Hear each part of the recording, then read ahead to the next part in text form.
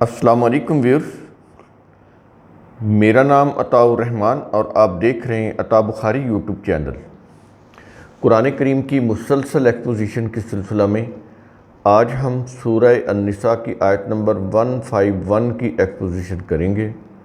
اس آیت کا تعلق سابقہ آیت کے ساتھ جڑا ہوا ہے، تو اس لیے ری کیپ کے طور پر سابقہ آیت کو ہم آپ کے سامنے رکھتے ہیں تاکہ آج کی یہ جو آیت ہے اس کا مفہوم واضح ہو جائے کہ اس میں کن لوگوں کی بات کی جا رہی ہے اور وہ لوگ کون ہیں۔ تو سابقہ آیت میں بات ہوئی تھی کہ بلا شبہ وہ لوگ جو کفر کرتے ہیں، کس سے کفر کرتے ہیں؟ اللہ اور اس کے رسولوں کا۔ ہم نے کئی دفعہ آپ کو سمجھایا ہے کہ کفر کے معنی انکار کرنے کے ہیں، سچائی سے انکار، اللہ کی جو کتاب ہے اس کو ماننے سے انکار، اللہ کے قوانین کو ماننے سے انکار، اللہ کے رسولوں کو ماننے سے انکار۔ تو یہ اس کے معنی انکار کے ہیں۔ تو یہ جو ریلیجس کانسیپٹ ہے پہلے تو وہ ذہن سے نکالیں جو کفار سے متعلق ہمارے ذہنوں میں پختہ کیا گیا ہے۔ تو اس لیے کہ کفار کے لفظ سے بڑی نفرت دلائی گئی ہے، اور پھر اس میں جتنے بھی وہ جو بظاہر مذہب کی روح سے کلمہ گو آتے ہیں وہ پھر جو مرضی کریں، ان کے لیے تو پھر جنت ضروری ہے، اور جو ان کے مطابق کفار ہیں ان کے لیے جہنم ضروری ہے۔ تو یہ اس طرح کے عقائد پھیلائے گئے، اور پھر ودن دا مسلم جو سیکٹ بنائے گئے، جو فرقے بنائے گئے، ہر فرقہ دوسرے تمام فرقوں کو کافر کہتا ہے۔ تو یہ جو کفر کا کانسیپٹ ہے مذہب کی روح سے، یہ قرآن سے بالکل مطابقت نہیں رکھتا۔ تو جب بھی یہ کفر کا لفظ آئے تو اس کا معنی انکار ہوتا ہے۔ تو بلا شبہ وہ لوگ جو کفر کرتے ہیں اللہ اور اس کے رسولوں کا، اور وہ چاہتے ہیں یہ کہ وہ اللہ اور اس کے رسولوں کے درمیان فرق کریں۔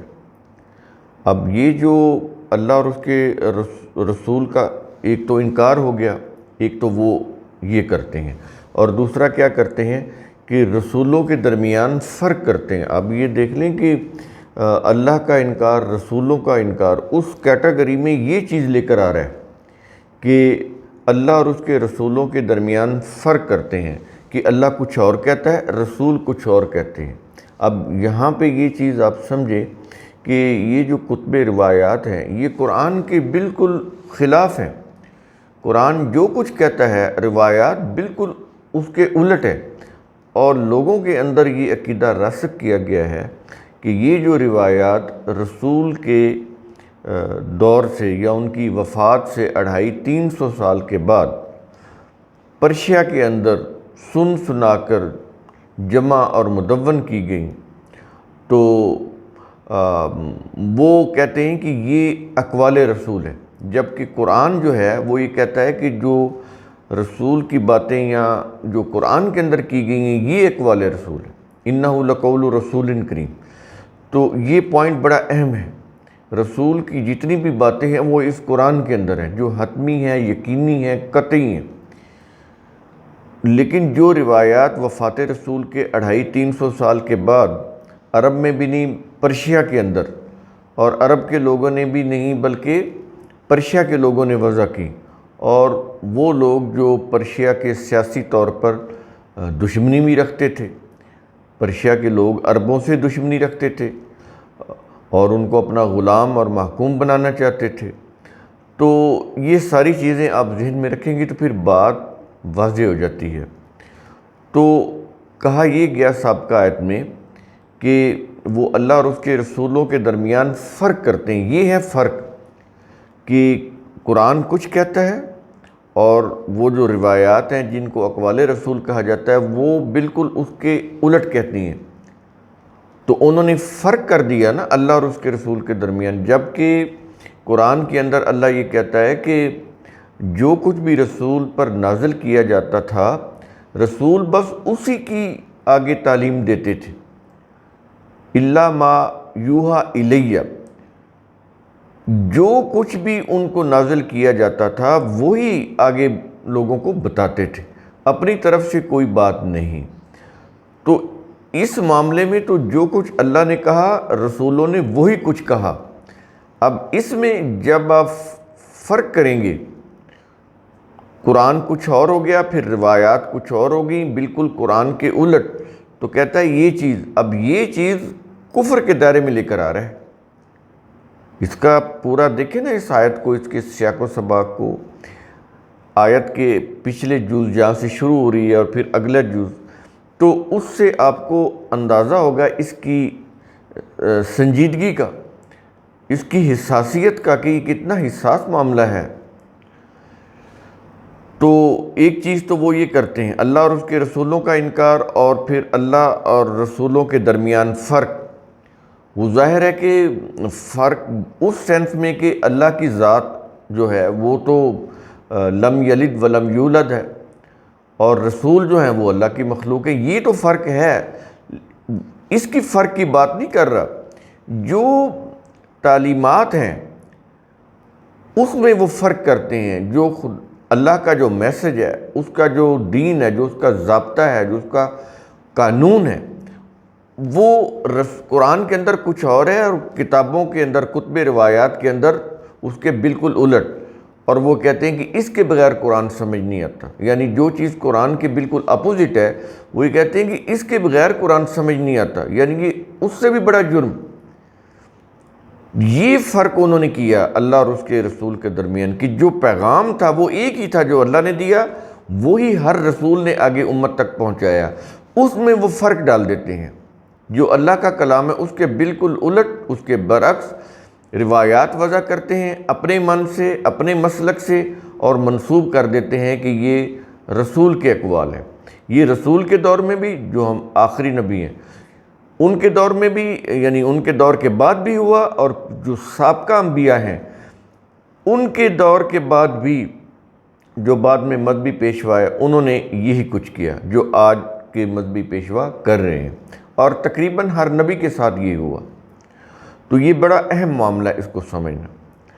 تو اس کے بعد اس آیت کے اندر یہ چیز کہی گئی کہ وہ جو کچھ یہ کرتے ہیں، وہ یہ کہتے ہیں کہ ہم بعض پر ایمان لاتے ہیں، یعنی یہ جو قرآن کی بعض چیزیں اس کے اوپر، یا کتاب اللہ کی بعض چیزیں اس کے اوپر ہم ایمان لاتے ہیں، یعنی جو چیزیں ان کے مسلک یا نظریے کے مطابق ہوں تو کہتا ہے ٹھیک ہے ہم اس کے اوپر ایمان لاتے ہیں۔ یہ جو کفر کی روش اختیار کرنے والے لوگ ہیں، تو قرآن کی یا کتاب اللہ کی یا وحی کی بعض چیزوں کے اوپر وہ ایمان لاتے ہیں، اور اللہ کی وحی یا قرآن کی بعض چیزوں سے وہ انکار کر دیتے ہیں، کفر کر دیتے ہیں۔ یہ کفر کے یہی معنی ہیں، انکار کرنا، تو وہ انکار کر دیتے ہیں۔ تو یہ ایمان نہیں ہے کہ آپ اپنی کو من پسند چیز جو قرآن میں آگے کہیں کہ یہ تو ٹھیک ہے ہم اس کو مانتے ہیں، اور جو آپ کے عقیدہ، نظریہ یا فرقہ کے خلاف ہے تو کہنا یہ ٹھیک نہیں ہے، یہ قرآن کی آیت منسوخ ہے، وہ جو ہماری روایات ہیں وہ ٹھیک ہیں، ہم تو اس کے مطابق عمل کریں گے، یا جو بھی عقیدہ یا نظریہ ہے وہ قائم کریں گے یا رکھیں گے۔ تو قرآن کریم اس کی بات کر رہا ہے، کہتا ہے یہ تو کفر کے دائرے میں آ جاتا ہے، یعنی انکار ہے یہ واضح اللہ کے قوانین کا۔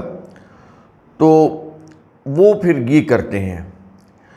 تو ایک اور چیز بتائی ان کے بارے میں کہ یہ جو ان کا اقرار اور انکار ہوتا ہے کہ اپنی کو پسندیدہ چیز کتاب اللہ میں آ گئی تو کہا کہ ٹھیک ہے، اور جو اپنی کوئی پسند یا نظریہ یا مسلک کے خلاف ہے تو کہا کہ اس کو تو ہم نہیں مانتے۔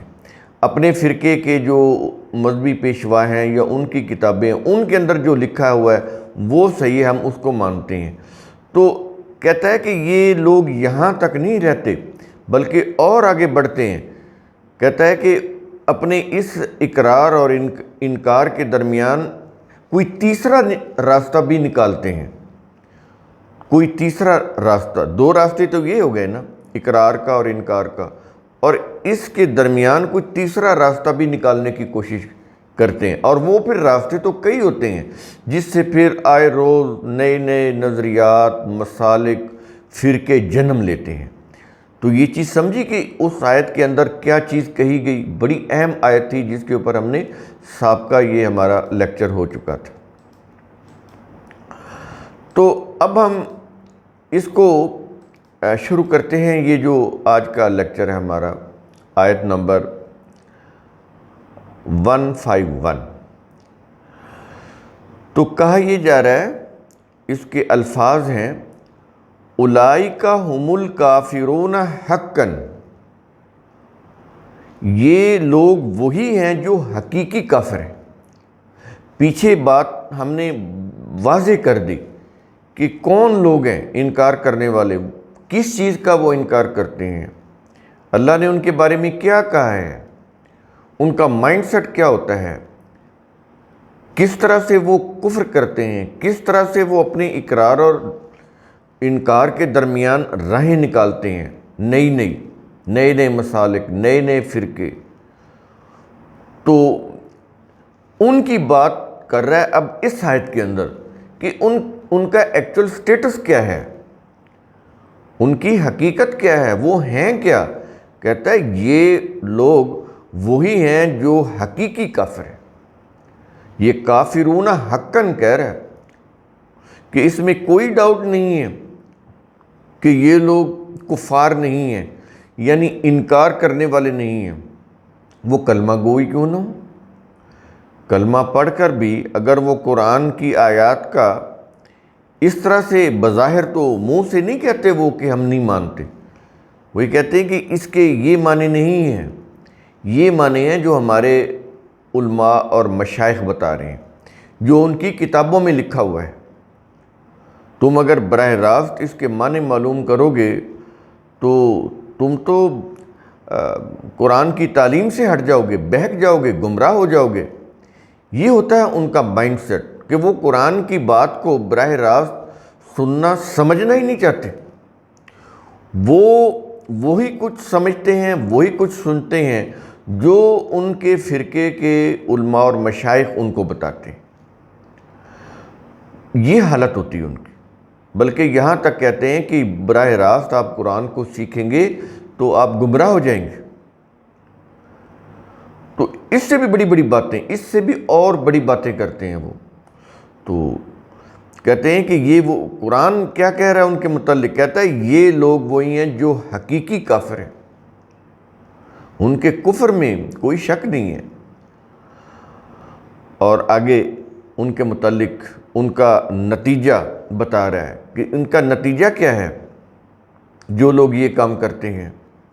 پیچھے پوری ڈیٹیل آ گئی کہ وہ کرتے کیا ہیں، اس کے لیے آپ سابقہ ویڈیو کو دوبارہ بغور سنیں، یا اسی ویڈیو کا جو ہم نے انٹروڈکشن دیا اس کو سنیں۔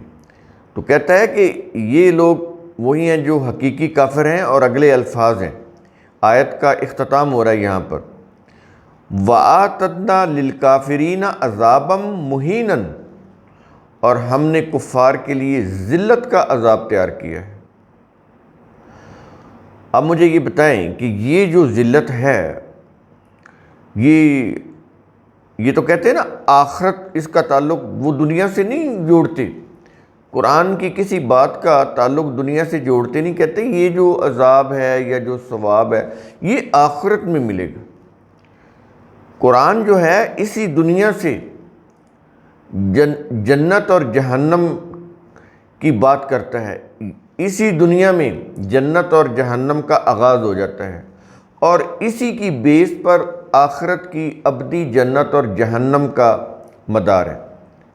جو لوگ اس معاشرے میں جنتی معاشرہ ڈیولپ کر لیں گے تو آخرت کی جو ابدی جنت ہے اس کے لیے وہ کوالیفائی ہو جائیں گے، اور جو لوگ اس دنیا کی جہنم کو ڈیولپ کر لیں گے اس دنیا میں اپنے لیے ذلت آمیز زندگی،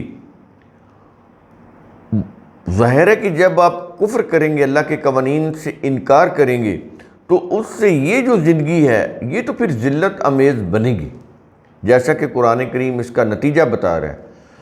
تو اگر انہوں نے اپنی حالت کو نہ سنوارا، اسی طرح ان کی ساری زندگی گزر گئی، تو جو آخرت کی زندگی ہے وہ تو پھر ہمیشہ کے لیے ذلیل اور رسوا کن وہ ہوگی۔ تو ذلت کا عذاب ہوگا ان کے لیے، یہ عذاب مہینن، ذلت امیز عذاب۔ اس میں کوئی عزت نہیں ہوگی، کوئی ایگو، خودداری، عزت نفس، خود مختاری، کچھ نہیں ہوگا، کوئی چوائس نہیں ہوگی۔ آج یہ دیکھیں اس دنیا میں کہ ہمارے پاس کوئی چوائس ہے، ہماری کوئی رسپیکٹ ہے دنیا کے اندر؟ اس سے بڑی ذلت اور خواری کیا ہوگی؟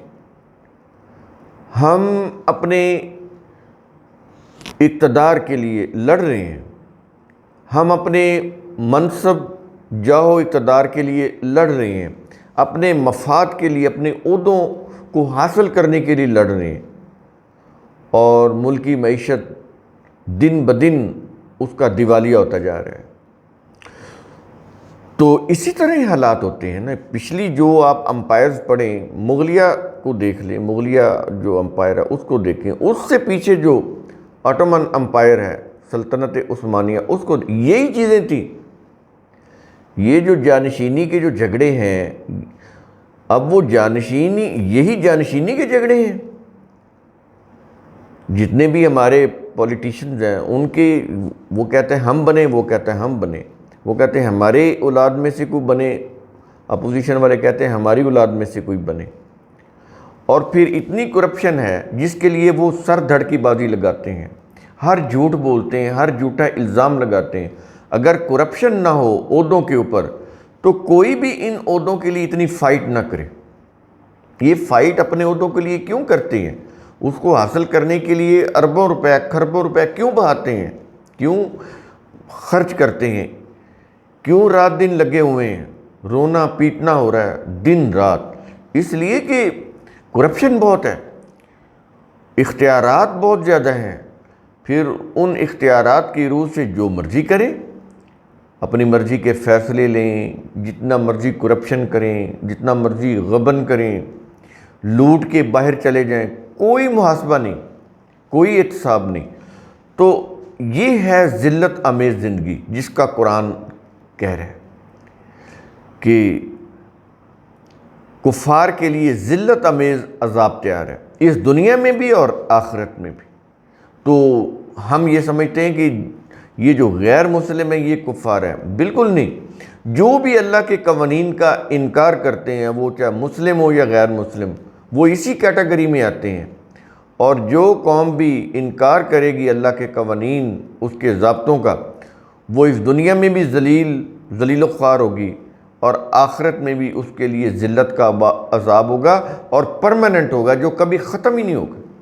تو قرآن کریم کا اصول ثم تفکروا، اس کی روح سے آپ خود بھی سوچا کریں، سمجھا کریں، غور و فکر کیا کریں۔ شکریہ۔